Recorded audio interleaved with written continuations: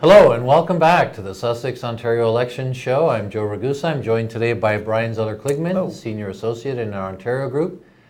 This is a special edition of our show because today was Ontario Budget Day. So if you're watching this on any other day other than March 28th, you'll think we're wrong. But we're actually talking to you on budget night. It's very late. We've been going through the budget, doing our analysis, telling our clients what they need to know. And just as we were getting ready to go home, we realized that Friday is Good Friday and we won't be doing this, so we thought we better do something now and get it out to people while we can.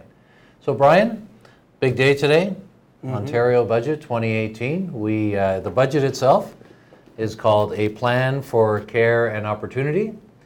In our analysis, we called it Go Big or Go Home, because that's what the Win Liberals have done. And certainly there were a lot of very large announcements which came before the budget. So the budget was today, Wednesday, March 28th, and we've had announcements 6 or 7 days in a row of announcements coming out of what was going to be in the budget. Now, not all of the things that were in the budget. There were a couple of big ticket items that still got announced today, but certainly a lot of it was announced early. Yeah, and in our show last Friday, when we had Abid Malik on, we went over the announcements that had taken place until Friday, and then even premiers take the weekends off sometimes. And then Monday they came back with an announcement about funding for special needs education. And then on Tuesday, the big one, the game changer, the childcare announcement. Yeah. And you have some of the numbers on that, I think, don't you? Well, the commitment was to $2.2 billion over 3 years. If I remember correctly, though, it's not starting until 2020. Right. So you could almost plan it that if you're having your baby like now, by the time the program starts, you'd be eligible, give or take. Right? Give or take, yeah. So there was some interesting commentary on that by Adam Radwanski. Well, just that oftentimes childcare plans don't turn out to be the vote getters that people expect, because by the time they're implemented, they're no longer relevant to them, and that this, because of the lead time, gives them that opportunity to still potentially gain the voting benefit from it. Still, all kidding aside, I think it's the first jurisdiction in Canada that offers universal childcare. I didn't see anything to suggest it's income tested. It seems like if you have a child that's between 2.5 years old and hasn't yet started what we used to call junior kindergarten at age 4. Still is. Is that right? Yeah. That my son's in junior kindergarten. I thought it's like, okay, right, all day kindergarten. All right, fine. Yeah. My kids are a little older. And some of the criticism that came out from, I think, more people who are inclined to be on the left side of the spectrum were saying, well, what if your child is 1 or 1.5? And I think the costing is based on 100,000 kids or something like that. Something like that, yeah. So we'll see when the time comes what happens if your child is the 100,001. Well, especially since some of the funding commitment had to deal with as well the pay scale for some of the workers who are in those childcare facilities. So there's some of the funding that's in there may not be going toward actual covering parents' expenses. Right. So between the healthcare and education and childcare announcements, clearly the government wanted to do one per day, draw maximum attention to it. All of these things were articulated in the budget today. And so unlike the old days where there was budget secrecy, maybe the odd strategic leak here or there, the Premier did all these announcements personally rather than dispatching her ministers to do it on her behalf. So she wanted attention drawn to them. She wanted people to know that they were happening. It's a bit of a spending spree that we haven't really, the likes of which we haven't seen before, because these are all big ticket items. It started off with extending full coverage, no copay, no deductible to the seniors public drug plan. And when the health minister, Helena Jasic, was asked the question, she priced that out at $575 million, which seemed like a lot of money at the time. But with the announcements that have followed, it seems like it's rather small by comparison. So all of that got done. And look, the opposition parties, it's almost predictable. The PCs are focused on cost, deficit, writing checks that the government might not be able to cash. The NDP have focused in on, well, that's not really universal pharmacare because it's not for everybody, and for children that are less than 2.5 years old, it's not really covered. And our dental plan, which we'll talk about in a second, because that's one that they kept for today, the Liberals. That is. So if you're a Liberal, traditionally, the cozy spot was when you had big business criticizing you on the one side, and you had, say, organized labor criticizing you on the other side, and you're kind of in the middle. You felt good there. It's comfortable. So I think right now we're looking at the PCs with their new leader, Doug Ford, saying that this is unsustainable, unaffordable, it's too much money, big deficits, and as soon as he gets in, the party's over, and we have Andrea Horwath saying it's not enough. Actually, potentially sounds a little bit like the ending the gravy train that was so effective for Rob Ford when he was running for mayor. So it's interesting to see the parallels that are coming into play. Yeah, I mean it is, and so if you're a Liberal or a Liberal supporter, when you have the party who is to the right of you saying this is too expensive, and the party to the left of you saying this is not enough, it's kind of comfortable ground. Now, we could debate whether or not the NDP is left of the Kathleen Wynne Liberals, or vice versa. But we'll keep it to kind of the traditional spots on the spectrum. It reminded me of the minimum wage debate. So Kathleen Wynne says $14 an hour January 1st of this year, $15 an hour January 1st next year. Andrea Horwath says not enough, should be more, should be sooner, should apply to more people, I guess. And the PCs are saying, whoa, too much, too fast, too soon.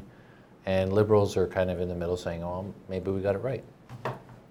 Yeah, for sure. And not coincidentally, or not surprisingly at least, these do seem like they're coming out as some of the themes that we're going to see ultimately in the election campaign. Yeah, we'll see. So we'll read the quotes for our viewers later of what the opposition party said, but just some numbers, and our clients and distribution list have received our budget write-up. So this thing is 307 pages. Maybe you get to watch the speech or see it on the news. We actually have to go through this thing, and over the years, this thing has gotten bigger and thicker, and takes a little longer. It's enthralling. Yes. So we're looking at a $6.7 billion deficit, which is consistent with the announcement that the finance minister made about a month ago. 3 weeks ago, where he was suggesting it was going to be up to 1% of GDP. And GDP being about $800 billion, so the media, and it was the media, sorry, media friends, who immediately took it to there's going to be an $8 billion deficit. So by comparison, the Sousa deficit looks relatively modest. It's still $6.7 billion, but it's not as big as the people were led to believe. We're on revenues of $152.2 billion, expenditures of $158.5 billion. Healthcare, I saw, creeped over this. I think it's over the $60 billion mark now, but we'll send our health clients more details on it. So the provincial accumulated debt, when we add up all of these deficits, and they talk about net debt, so we'll keep it on that well, one. they use a few different calculations on this, but yeah, the net debt is the one that we'll work with. So it's $325 billion now. Yeah. That's a lot of money. I don't have that. Me neither. Yeah. And the interest payments on that, and again, for people who may not know, when we talk about budgets, it's for the fiscal year that is beginning April 1st, 2018, and ends on March 31st, 2019. That's what all of this activity was about today. So the interest payments on that $325 billion of debt in this coming fiscal year will be $12.5 billion. It's about $1 billion a month. That's a lot of money that's not available for social programs and for infrastructure and other investments. It's one of the larger actual expenditures from the province. I think, if I remember correctly, it's the third largest category after health and education that we're spending. It is, and I guess when you're doing things like pharmacare and like childcare and the education enhancements, somebody has to pay. Now, education is largely the hiring of additional teachers, specialists, child and youth workers, educational assistants. Although this budget also contained details about a substantial number of billions of dollars in infrastructure money, of capital grants to refurbish and improve schools. Oh yeah, schools did real well and hospitals did real well on the infrastructure side, but I guess the choice is, do we let people, individuals, buy their own childcare, or do we buy it for them? And is it really a question of debt transfer? I mean, I saw a stat that says in Toronto, one child could cost parents $17,000 a year in childcare. Well, as someone who has recently experienced childcare costs, by no means was I sending my son to the cheapest daycare out there, but that would be very light compared to a lot of people I knew, who, what I was paying and what friends were paying. Right. So somebody has to pay. I guess in this case we're all paying, and that's a choice that the government made. And on June the 7th. The people of this province will be asked to either validate or reject those choices. Sure. So we have, we're expecting the economy, the GDP, to grow on average 1.9% over the 4 years from 2018 to 2021. Best information we could find is that the debt to GDP ratio, which is kind of the standard by which these things are measured, Ontario's coming in at about 38%. It's certainly better than, say, some of the European countries who are well into the 3 digits on that ratio, but we need to remember that Ontario is not a country. It's a subnational jurisdiction, and as the folks on the PC side like to remind us, we're the largest subnational debtor in the world now. Well, and that the debt to GDP ratio is obviously, with a deficit coming into place, it's growing again instead of going down. But at about 38%, that's about 1% less than the peak that it was during the recession. And based on the government's numbers, it will peak below 39% as the ratio, which again would put it below where it was at its peak during the 2008 Great Recession. So after the budget, we had a statement put out by the PC party.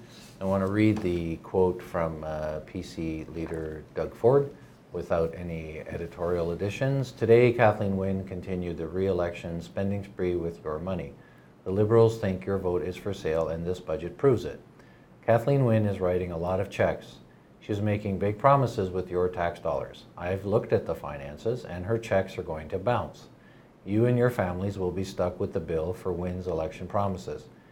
It has already started. Today's budget includes massive tax increases that will hit 1.8 million hardworking Ontarians and their families, as well as tens of thousands of businesses. Shockingly, this budget includes $2 billion in new tax increases over the next 3 years. That's what Kathleen Wynne is saying in an election year.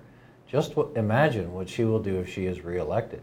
The only good news in this budget for the people of Ontario is that this will be Kathleen Wynne's last budget. The party with the taxpayers' money is over, and for Ontario families, help is on the way. End of quote. So we should talk a little bit about a couple of things. One is there is a personal income tax increase in here. Anybody what they've done is they've changed the brackets and eliminated surtaxes, but bottom line, if anyone earns $95,000 a year, they're going to pay about $200 a year more in tax. That's what it works out to approximately.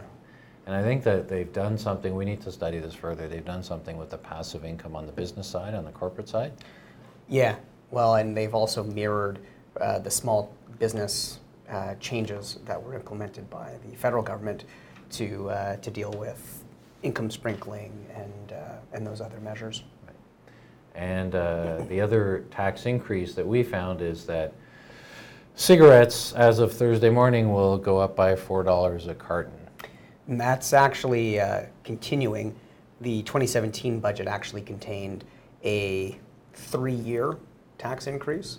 So there was $2 per carton increase as of 2017, $4 in 2018, and then another $4 in 2019. So if you are someone that earns $95,000 a year and you smoke, you didn't come out of this very good. You're funding childcare. But the money you saved on childcare, you'll pay on more tax. Okay, and I think that the reaction of the Ford team is indicative of what we can expect going forward. He was on this show and indicated he's going to find efficiencies. He's going to reduce spending by about 4% of the budget, which would be about $6 billion a year. So something's got to be reduced. And I think this is shaping up as a contest between, and the Liberals will use this a lot, care, not cuts. Care versus cuts. What are you going to cut in order to make your numbers work? We admitted we're going into a deficit. We've incurred a deficit. We're spending it on these socially meaningful things, and you just want to cut. So I think this is how the election's going to unfold is starting to take shape.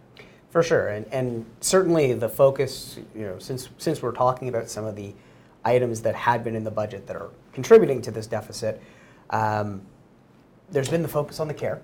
And certainly we've seen the transition of the government talking from fairness to care, still with opportunity, but ultimately that's the narrative, is now care and opportunity. So it is possible to lose in all this that there actually were some other measures that weren't care related necessarily that were announced. One of which was, there were a number of economic development measures that were put into there, which obviously more money to those would add to the deficit. But hopefully the idea is that those will grow the economy. People might be familiar with the Jobs and Prosperity Fund, which is sort of the signature government grant program that the Liberal government introduced. And so within this, the 2018 budget, there was a renewal of the Jobs and Prosperity Fund. In fact, it was about $935 million that was put out there. And the Jobs and Prosperity Fund had 3 streams that were funded. The new economy stream, a food and beverage stream, and a forestry stream. And in fact, there was within this budget 2 new streams that have been introduced with a focus on the tech sector and advanced economy, sort of new economy components. So particularly about scaling up ventures and innovative startups. So not large sums of money in there, but again, for companies that are promising, but also quite small, and perhaps aren't having ability to attract sufficient venture capital or to add to the venture capital that they're achieving. So we've seen in the fall economic statement where there was a commitment to a regulatory super sandbox and an accelerator office for fintech, that there's this focus on trying to advance the economy in a number of areas where sort of the jobs of the future are going to be. And that really got continued today in the 2018 budget, where the economic development measures were in place. So things like artificial intelligence, certainly more money for the Vector Institute, but also other things like transformative technologies, as they were called, like autonomous vehicles, supercomputing, so forth, as well as other promising startups. Great. And let's talk a little bit about the NDP's reaction. And I want to, in fairness, we want to read the quote that is attributed to Andrea Horvath from the NDP's statement. And here it goes like this. It's clear that Kathleen Wynne believes it's more important for her to look good than for people to feel good. This is why people are disappointed. This is why people are cynical about politics. And this is why Ontarians are looking forward to electing a new premier in June. It's time to replace that cynicism with hope, with a premier that will deliver better health care and a more affordable life for everyone. The Liberals have had 15 years to get good things done for people. Instead, Wynne chose to cut and privatize. She chose to sell off Hydro One and make hydro bills too expensive. She chose to let childcare become the most expensive in the nation.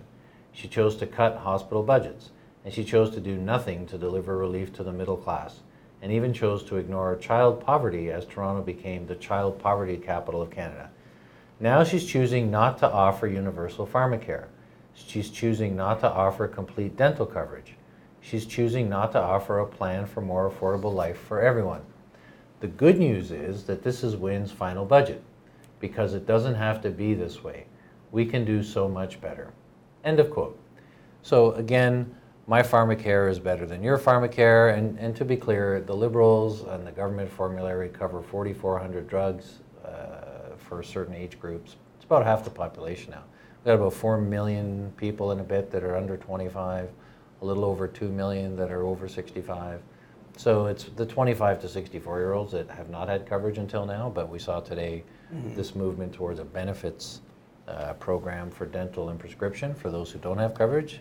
I find it interesting that at least Andrea Horwath and Doug Ford can agree on one thing, that there's good news in this budget, and it's Kathleen Wynne's last one, yes. That line comes in both of them. I actually saw or read that in her media availability, one of the journalists said to Andrea Horwath that Doug Ford's kind of taglines and slogans are punchier and catchier than hers, and her response was that maybe he prints bumper stickers in his other job. So it's a little, a little bit of that going on. That's a good comeback. Not bad, you know, considering she didn't have time to prepare.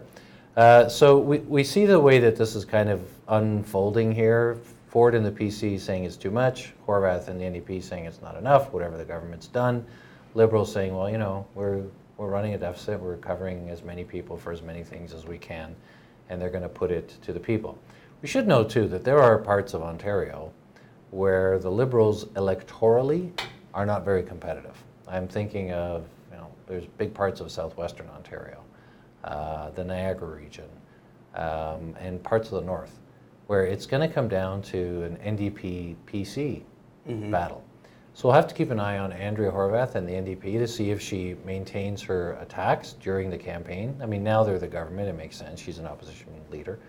But during the campaign, I'm wondering if Horwath and her party are going to stick solely to attacks on the Wynne Liberals, especially if Ford and his party maintain their lead in the polls. Well, and currently Ford and the PCs have been focused only on Kathleen Wynne as well. So whether they also start to attack the NDP because of those competitive ridings. Yeah, and you know, we have to take the polls with a bit of a grain, because I believe that there are parts of this province, there are ridings where the PC candidate will receive north of 60% of the vote. And so if, you know, certain incumbent MPPs, say in more rural ridings, there's a lot of wasted votes there. Like if 3 PC MPPs that are sitting there now all get reelected with 64 or 67% of the vote, it's still 3 ridings. So we're going to have to take a closer look at these polling numbers, because when it shows that the PCs are out at 44, 45, I believe that in parts of the province they're well above that. And so vote efficiency comes into play. So how many extra ridings that will translate into is something we'll have to watch. And a couple of weeks from now, we are going to have the president of one of the well-known polling companies come on the show and talk to us more about that. And we've also lined up Rocco Rossi, the president of the Ontario Chamber of Commerce, who's going to come and talk about all of this stuff from the business perspective. Tell us what's on the Ontario Chamber of Commerce's mind as we go through this. We're going to have a couple of candidates, actually, first-time candidates, people who have not been elected before, appear on the show. So shaping up to be pretty interesting as we go forward. And we're going to ask these candidates, how's this budget playing? You're the people knocking on doors, talking to the real voters out there. Take it from the academic and hypothetical to the real. We'll find out what's on people's minds. Well, because ultimately, as much as we're analyzing this, as you said, there's 15 years that certainly are going to be brought into this that will play on June 7th. But this budget as well will be a large portion of the determination of what happens then. Yeah, and you know, it's funny because Kathleen Wynne's been the premier for 5 years. And the Liberal Party has governed this province for 15 years. And I have to say, I listen to a lot of talk radio. And some of the people on talk radio might be on a little right of center in their thinking and in their commentary. So if this party has been the government for 15 years, it's because they were elected 4 times. The people of Ontario elected this crew 4 times. This is not some military junta dictatorship that went in and seized the legislature. And, you know, for 15 years we've had guys with machine guns standing there. They won 4 elections. And the Premier Wynne has been Premier for 5 of those 15 years. And, you know, during those 15 years, yeah, things happened. Gas plants got canceled, and, you know, e-health did what it did, and Orange did what it did. But there was also some good stuff that happened in 15 years. And I you know, if I were advising the Ontario Liberals, I would actually talk about it. You know, you want to talk about 15 years? Let's talk about full-day kindergarten. Let's talk about how we eliminated and phased out coal-fired electricity plants. Let's talk about how the incidence of childhood asthma has dropped off the table since we did that. I mean, there's good things. Now, politically, you understand why they might be reluctant to go there. So we closed down and phased out coal. Yeah, but then you built a gas plant and that happened. Okay, but we did other good things too. And to the people that are saying all of these announcements are only in an election year, well, so pharmacare for people under 25 was not this year, it was last year.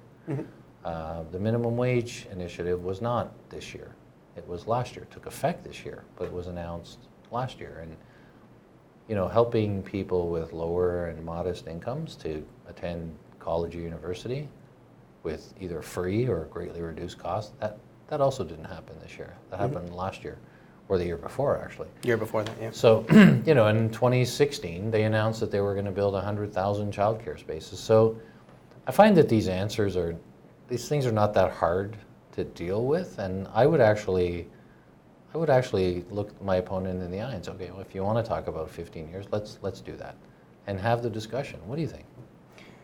It's risky. Yeah, I mean, it's certainly risky. It's you know, with many years comes much potential baggage, and that seems to have been the difficulty. Ultimately, you're right. You know, as we know, this election will be, as they often are, just ultimately referendums on the sitting government.